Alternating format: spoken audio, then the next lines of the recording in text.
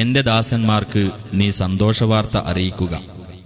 അതായത് വാക്ക് ശ്രദ്ധിച്ചു കേൾക്കുകയും അതിൽ ഏറ്റവും നല്ലത് പിൻപറ്റുകയും ചെയ്യുന്നവർക്ക്. അക്കൂട്ടർക്കാകുന്നു അല്ലാഹു മാർഗദർശനം നൽകിയിട്ടുള്ളത്. അവർ തന്നെയാകുന്നു ബുദ്ധിമാന്മാർ. അസ്സലാമു അലൈക്കും വറഹ്മത്തുള്ളാഹി വബറകാതുഹു. ഇന്നൽ ഹംദുലില്ലാഹ് നഹ്മദുഹു വനസ്തഈനുഹു വനുഅ്മിനു ബിഹി വനതവക്കലു അലൈഹി വനഊദു ബില്ലാഹി മിൻ ശുറൂരി അൻഫുസിനാ വമിൻ സയ്യിആതി അഅ്മാലിനാ. മൻ യഹ്ദിഹില്ലാഹു ഫലാ മുദില്ല ലഹു വമൻ യുദ്ലിൽ ഫലാ ഹാദിയ ലഹു. വഅശ്ഹദു അൻ ലാ ഇലാഹ ഇല്ലല്ലാഹു വഹ്ദഹു ലാ ശരീക ലഹു وأشهد أن محمدًا عبده ورسوله أرسله بالهدى ودين الحق ليظهره على الدين كله ولو كره المشركون. اللهم صل على محمد وعلى آل محمد كما صليت على إبراهيم وعلى آل إبراهيم إنك حميد مجيد. اللهم بارك على محمد وعلى آل محمد كما باركت على إبراهيم وعلى آل إبراهيم إنك حميد مجيد. أما بعد فإن خير الكلام كلام الله وخير الهدي هدي محمد صلى الله عليه وسلم.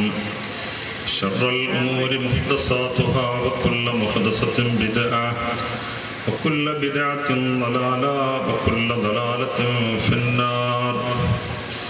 أعوذ بالله من الشيطان الرجيم. بسم الله الرحمن الرحيم. يا أيها الذين آمنوا اتقوا الله حق تقاته ولا تموتن إلا وأنتم مسلمون. يا أيها الناس اتقوا ربكم الذي خلقكم من نفس واحدة وخلق منها زوجها وبث منهما رجالا كثيرا ونساء واتقوا الله الذي تساءلون به والأرحام إن الله كان عليكم رقيبا.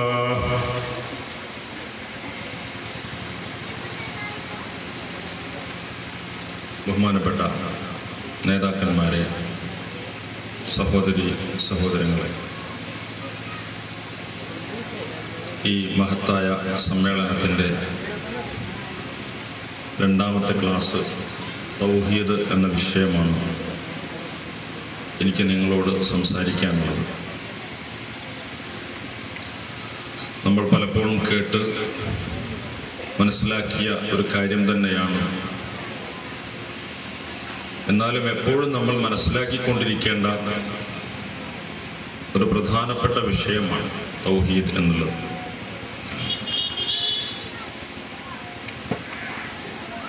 വളരെ കുറഞ്ഞ സമയത്തിനുള്ളിൽ ഇതിൻ്റെ എല്ലാ ഭാഗങ്ങളും പരാമർശിക്കുക എന്നുള്ളത് പ്രയാസമാണ് എന്ന് ഞാൻ ആദ്യമായി മനസ്സിലാക്കുന്നു, നിങ്ങളുടെ ശ്രദ്ധയിൽപ്പെടുത്തുന്നു. ഈ പ്രപഞ്ചത്തിന്റെ സൃഷ്ടാവായ പടച്ച റബ്ബ് ഈ പ്രപഞ്ചത്തിലെ സകലമാന വസ്തുക്കളെയും സൃഷ്ടിച്ച് പരിപാലിച്ച് സംരക്ഷിച്ചു പോരുന്ന സർവശക്തനായ സർവേശ്വരനായ റബ്ബ്, ആ പടച്ചവനെ അംഗീകരിക്കുന്ന ആളുകളാണ് മനുഷ്യരിൽ ഭൂരിഭാഗം ആളുകൾ. വളരെ കുറഞ്ഞ ആളുകൾ മാത്രമേ ദൈവനിഷേധികളായി ഈ ഭൂമുഖത്ത് ജീവിക്കുന്നുള്ളൂ. പക്ഷെ ഈ പടച്ചവനെ കുറിച്ച് വിശ്വസിക്കുന്നിടത്ത്, അവനെ മനസ്സിലാക്കിയിടത്ത് ഭൂരിഭാഗം ആളുകൾക്കും അബദ്ധങ്ങൾ സംഭവിച്ചു പോയിട്ടുണ്ട് എന്നുള്ളതാണ്. വിശുദ്ധ ഖുർആൻ ഒരു സ്ഥലത്ത് പറയുന്നു, വമാ യുഅ്മിനു അക്സറുഹും ബില്ലാഹി ഇല്ലാ വഹും മുശ്രികൂൻ. അവരിൽ ഭൂരിഭാഗം ആളുകളും അല്ലാഹുവിൽ വിശ്വസിച്ചിട്ടുള്ളത് അവരിൽ പങ്കു ചേർത്തുകൊണ്ടാണ്.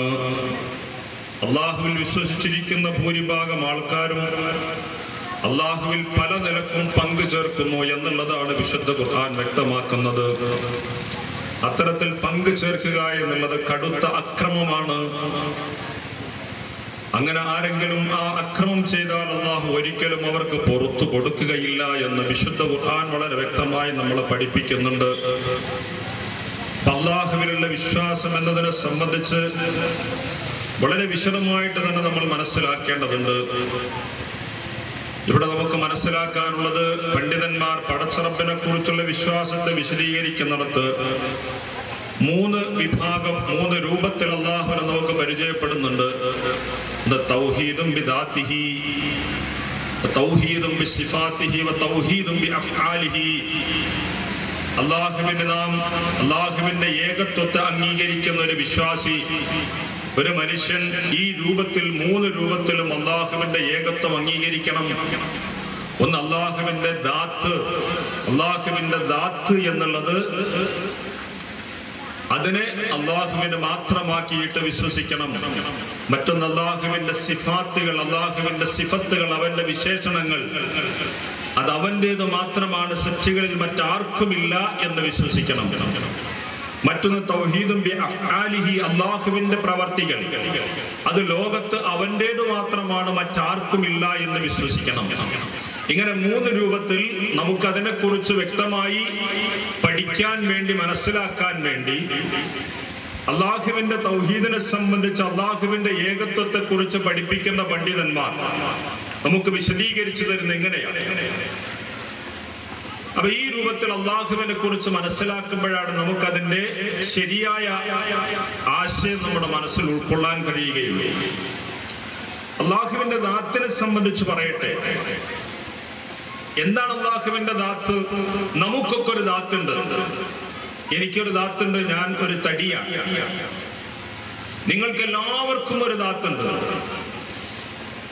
ഇതിൽ നിന്ന് വ്യത്യസ്തനായി പടച്ച റബ്ബിനും ഒരു ദാത്തുണ്ട്. നമ്മളെ പോലെയല്ല, ഈ പ്രപഞ്ചത്തിലെ ഏതെങ്കിലും വസ്തുവിനെ പോലെയല്ല. അല്ലാഹുവിന് ഒരു ദാത്തുണ്ട് എന്ന് വിശ്വസിക്കണം. പലപ്പോഴും വിശ്വാസ കാര്യങ്ങളിൽ അല്ലാഹുവിന്റെ ദാത്തിനെ കുറിച്ച് നമ്മൾ മനസ്സിലാക്കുമ്പോൾ, പണ്ട് നമ്മൾ മനസ്സിലാക്കിയിരുന്നത് അല്ലാഹു കണ്ണില്ലാതെ കാണുന്നു, അല്ലാഹു കാതില്ലാതെ കേൾക്കുന്നു, അല്ലാഹു കൈയില്ലാതെ പിടിക്കുന്നു. അപ്പൊ നിരീശ്വരവാദികൾ നമ്മളോട് പറഞ്ഞു, അല്ലാഹുവിന്റെ കൈയുണ്ടോ? ഇല്ല. എങ്കിൽ അല്ലാഹുവിന്റെ കൈ വെട്ടിമാറ്റി ഒരു ചിത്രം വരച്ചിട്ടുണ്ട്. അല്ലാഹുവിന് കാതുണ്ടോ? ഇല്ല. അവന്റെ കാത് വെട്ടിമാറ്റി ആ ചിത്രത്തിൽ നിന്ന്. അല്ലാഹുവിന് കണ്ണുണ്ടോ? ഇല്ല. അപ്പൊ അല്ലാഹുവിന്റെ കണ്ണിന് അവിടുന്ന് മായ്ച്ചു കളഞ്ഞു. അവന്റെ സങ്കല്പത്തിൽ ദൈവനിഷേധികൾക്ക് പടച്ചറബിനെ നിഷേധിക്കാൻ ഏറ്റവും പറ്റിയ ഒരു വിശ്വാസമായിരുന്നു അല്ലാഹു കണ്ണില്ലാതെ കാണുന്നു, അല്ലാഹു കാലില്ലാതെ നടക്കുന്നു, അല്ലാഹു കൈയില്ലാതെ പിടിക്കുന്നു. ഈ രൂപത്തിൽ അല്ലാഹുവിനൊന്നുമില്ല. അങ്ങനെയല്ല. പടച്ചറബിന് അവന്റെ ദാത്തിനൊത്ത, അവന്റെ ശരീരത്തിനൊത്ത ഒരു കണ്ണുകളും കാതുകളും കൈകളും ഒക്കെ ഉണ്ട് എന്നാണ് വിശുദ്ധ ഖുർആൻ പറയുന്നത്. നമ്മൾ ശരിക്കും മനസ്സിലാക്കണം ദാത്തിനെ കുറിച്ച്. ഞാനൊരു ക്ലാസ് രൂപത്തിലാണ്, ഒരു പ്രസംഗ രൂപത്തിലല്ല. അല്ലാഹുവിന്റെ ദാത്തിനെ കുറിച്ച് നിരീശ്വരവാദികൾ മുമ്പ് നമ്മുടെ വിശ്വാസത്തെ ചോദ്യം ചെയ്ത് പടച്ചറബിനെ കുറിച്ച് യദുല്ലാഹി ഫൗക ഐദീഹിം, വിശുദ്ധ ഖുർആനിൽ പറഞ്ഞു അവരുടെ കൈകൾ അല്ലാഹുവിന്റെ കൈയാണ് അവരുടെ കൈകളെക്കാൾ മീതെ എന്ന് വിശുദ്ധ ഖുർആൻ പറഞ്ഞു. അല്ലാഹുവിന് കൈയുണ്ട്. അതേപോലെ തന്നെ തജ്രീബി അഅയുനിഹി, അല്ലാഹുവിന്റെ മേൽനോട്ടത്തിലാണ് നൂഹ് നബി അലൈഹിസ്സലാത്തു വസ്സലാം. അല്ലാഹുവിന്റെ കൺമുമ്പിലാണ് നൂഹ് നബി അലൈഹിസ്സലാത്തു വസ്സലാമിന്റെ ആ നൗക കപ്പൽ ഇങ്ങനെ സഞ്ചരിച്ചുകൊണ്ടിരുന്നത്. അഅയുന്, കണ്ണുകളെ സംബന്ധിച്ച് പറയുന്നുണ്ട് വിശുദ്ധ ഖുർആൻ. അതേപോലെ തന്നെ ഇന്നമാ നുത്ഇമുകും ലിവജ്ഹില്ലാ, ഞങ്ങൾ അല്ലാഹുവിന്റെ വജ്ഹ് കാംക്ഷിച്ചുകൊണ്ടാണ്, അല്ലാഹുവിന്റെ മുഖത്ത് നോക്കേണ്ടി വരുമെന്ന വിശ്വാസത്തോടുകൂടെയാണ് ഞങ്ങൾ ഈ സൽക്കർമ്മങ്ങൾ ചെയ്യുന്നത് എന്ന് വിശുദ്ധ ഖുർആൻ പറയുന്നുണ്ട്. അല്ലാഹുവിന്റെ വജ്ഹ് എന്ന് പറയുന്നുണ്ട്, അല്ലാഹുവിന്റെ കണ്ണെന്ന് പറയുന്നുണ്ട്, അല്ലാഹുവിന്റെ കയ്യെന്ന് പറയുന്നുണ്ട്. അപ്പൊ അല്ലാഹുവിന് കണ്ണും കയ്യും വജ്ഹും ഒക്കെ ഉണ്ട്. അല്ലാഹു പറഞ്ഞ എല്ലാം ഉണ്ട്, ഒരു ദാത്തുണ്ട്. പക്ഷെ അവിടെ നമ്മൾ മനസ്സിലാക്കേണ്ടത് അല്ലാഹുവിന്റെ ദാത്ത് നമ്മുടെ ഏതെങ്കിലും ദാത്തിനെ പോലെയല്ല. അല്ലാഹുവിന്റെ കണ്ണ് ഈ പ്രപഞ്ചത്തിലെ ഏതെങ്കിലും സൃഷ്ടികളുടെ കണ്ണിനെ പോലെയല്ല. അല്ലാഹുവിന്റെ ഏതെങ്കിലും വിശേഷണം പറഞ്ഞത് ഈ സൃഷ്ടികളിൽ യാതൊന്നിനെയും തുലനം ചെയ്യാൻ പാടില്ല. ഇതൊന്നും ഇല്ല എന്നല്ല, ഇതൊക്കെ ഉണ്ട്. പക്ഷെ അതങ്ങനെയൊന്നും നമുക്ക് ഏതിനോടെങ്കിലും ഒരിക്കലും ഉപമിക്കാൻ പാടില്ല. ലൈസ കമിസ്ലിഹി ശൈഉൻ വഹുവസ് സമീഉൽ ബസീർ. വിശുദ്ധ ഖുർആൻ പറയുന്നു ലൈസ കമിസ്ലിഹി ശൈഉൻ, അല്ലാഹുവിന് തുല്യനായിട്ട് ഈ പ്രപഞ്ചത്തിൽ ഒന്നുമില്ല. അല്ലാഹുവിന് തുല്യനായിട്ട് ഈ പ്രപഞ്ചത്തിൽ ഏതെങ്കിലും ഒരു വസ്തു, അതല്ലെങ്കിൽ മനുഷ്യരിൽ ഏതെങ്കിലും ഒരാള്, അതല്ലെങ്കിൽ അമ്പിയാക്കളിൽ ഏതെങ്കിലും ഒരാള്, ഔലിയാക്കളിൽ ഏതെങ്കിലും ഒരാള് അല്ലാഹുവിനെ പോലെയാണ് എന്ന് പറയാൻ പാടില്ല. ലൈസ കമിസ്ലിഹി ശൈഉൻ. മറ്റൊരു സ്ഥലത്ത് അല്ലാഹു പറഞ്ഞു ഫലാ തദ്രിബൂ ലില്ലാഹിൽ അംസാൽ, നിങ്ങൾ അല്ലാഹുവിന് ഉപമ പറയാൻ പാടില്ല. അല്ലാഹു ഇന്ന പോലെയാണ്, അല്ലാഹു ഇന്നതിനെ പോലെയാണ്, അല്ലാഹു ഏതെങ്കിലും ട്രാൻസ്ഫോർമറിനെ പോലെയാണ്, അതല്ലെങ്കിൽ പ്രധാനമന്ത്രിയെ പോലെയാണ്. അങ്ങനെ ഒന്നും പടച്ചറപ്പിനെ കുറിച്ച് ഒരു ഉദാഹരണം പറയാൻ പാടില്ല. അങ്ങനെയാണ് ദൈവം ശിർക്ക് ചെയ്യുന്ന ആൾക്കാർ. ശിർക്ക് ചെയ്യുന്ന ആൾക്കാര് സാധാരണയായി ജനങ്ങൾക്കിടയിൽ പ്രചരിപ്പിച്ചുകൊണ്ടിരിക്കുന്ന എന്താണ്? അല്ലാഹു അവന്റെ അടുക്കലേക്ക് നേർക്കുനേർ നമുക്ക് ചെല്ലാൻ കഴിയില്ല. കാരണം ഒരു പ്രധാനമന്ത്രിയുടെ അടുക്കലേക്ക് നമുക്ക് നമ്മുടെ കാര്യങ്ങൾ നേർക്കുനേരെ പറയാൻ പറ്റുമോ? അതിന് ചില മധ്യവർത്തികൾ ആവശ്യമില്ലേ? അതുകൊണ്ട് അല്ലാഹുവിനെ പ്രധാനമന്ത്രിയോട് ഉപമിക്കാറുണ്ട്. ഒരു കോടതിയിൽ നമുക്ക് എന്തെങ്കിലും നീതി കിട്ടണമെങ്കിൽ നമ്മൾ നേർക്കുനേരെ ചെന്നാൽ പറ്റുമോ? വക്കീലിന്റെ സഹായം വേണ്ടേ എന്ന് ചോദിക്കാറുണ്ട്. അതേപോലെ തന്നെ ട്രാൻസ്ഫോമർ, അതിൽ നിന്ന് നമ്മുടെ ബൾബിലേക്ക് നേർക്കുനേരെ കണക്ഷൻ എടുത്താൽ ബൾബ് ഫ്യൂസായി പോവില്ലേ? അതുകൊണ്ട് നേർക്കുനേരെ പടച്ചറബിലേക്ക് നമുക്ക് ചെല്ലാൻ കഴിയില്ല എന്നതിനെ സംബന്ധിച്ച് ഉദാഹരണമായിട്ട് പടച്ചറബ് പറയുന്നു, അല്ലാഹുവിന് നിങ്ങൾ ഉദാഹരണങ്ങൾ പറയരുത്. അല്ലാഹുവിന് ഒരിക്കലും ഒരു ഉദാഹരണം പറയാൻ പാടില്ല. വിശുദ്ധ ഖുർആൻ നമ്മളോട് പറയുന്നു വലം യകുല്ലഹു കുഫുവൻ അഹദ്. അല്ലാഹുവിനെ കുറിച്ച് എങ്ങനെയാണ് മനസ്സിലാക്കേണ്ടത്?